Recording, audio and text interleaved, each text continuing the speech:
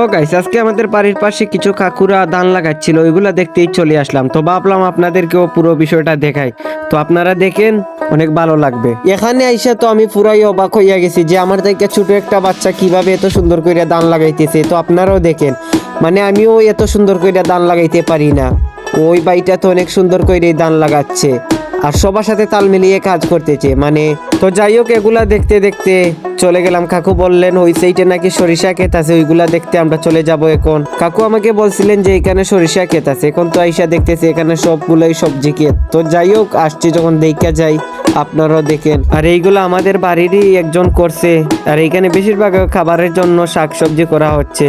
মানে সব ধরনের জিনিসই আছে, টমেটো আছে, তারপর মরিচ আছে, তারপরে পাইলেন লাল শাক আছে, সরিষা আছে, মূলা আছে, বেগুন আছে, অনেক ধরনের সবজি আছে। তো আজকের ভিডিও এতটুকুই, ভালো থাকবেন সবাই।